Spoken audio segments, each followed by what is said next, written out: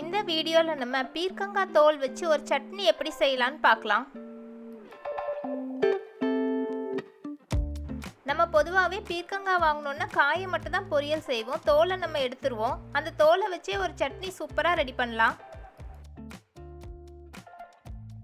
பீர்க்கங்காய்க்கு மேலே இருக்க தோல் எடுத்துக்கோங்க, அதை நல்லா கழுகி எடுத்துக்கோங்க.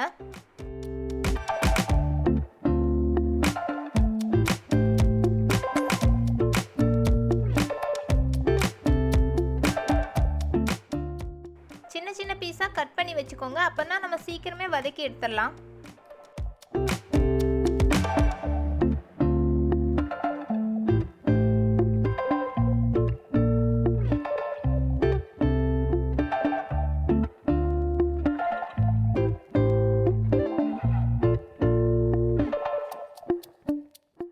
ஒரு ஸ்பூன் அளவு எண்ணெய் எடுத்துக்கோங்க. எண்ணெய் சூடானோன்னா பீர்க்கங்காய் தோலை சேர்த்துக்கலாம்.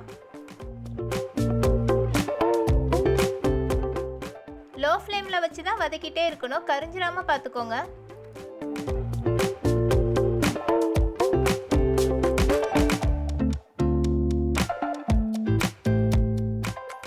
லோ ஃப்ளேமில் வச்சு அடிக்கடி கிளறிக்கிட்டே இருங்க. லைட்டாக ப்ரௌன் கலரில் ஆகிற வரைக்கும் கிளறிக்கோங்க.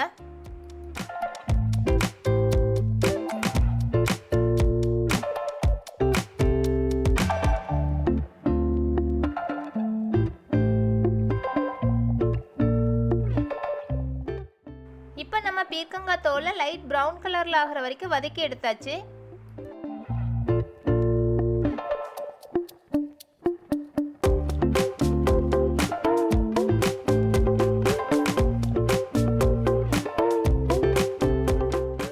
அடுத்தது ஒரு பேனில் ஒரு ஸ்பூன் அளவு எண்ணெய் எடுத்துக்கோங்க. கொஞ்சமாக புளி, கொஞ்சம் கடலைப்பருப்பு, காரத்துக்கு ஏற்ற மாதிரி காஞ்ச மிளகாய் சேர்த்துக்கோங்க.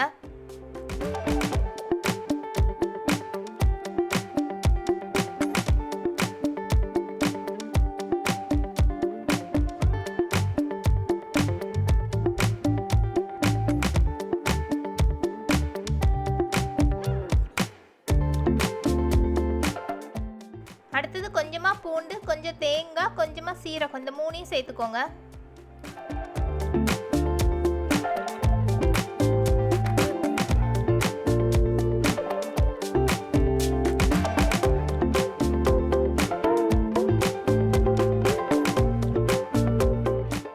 லோ ஃப்ளேமில் வச்சே நம்ம சேர்த்துருக்க இன்க்ரீடியன்ஸ் எல்லாம் கிளறி விட்டுக்கிட்டே இருக்கணும்.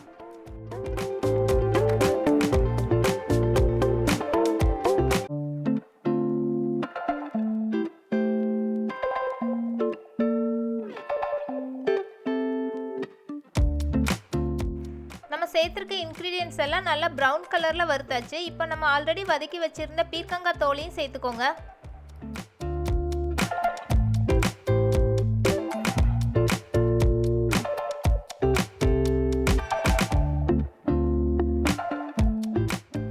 ஒன் மினிட் நல்லா கிளறி விட்டுட்டு ஸ்டவ் ஆஃப் பண்ணிடுங்க. நம்ம வறுத்து வச்சுருக்க இன்க்ரீடியன்ஸ் எல்லாம் ஆறுனதும் மிக்ஸி ஜாரில் சேர்த்துக்கோங்க. தேவையான அளவு உப்பு, கொஞ்சமாக தண்ணி சேர்த்து அரைச்சிக்கோங்க.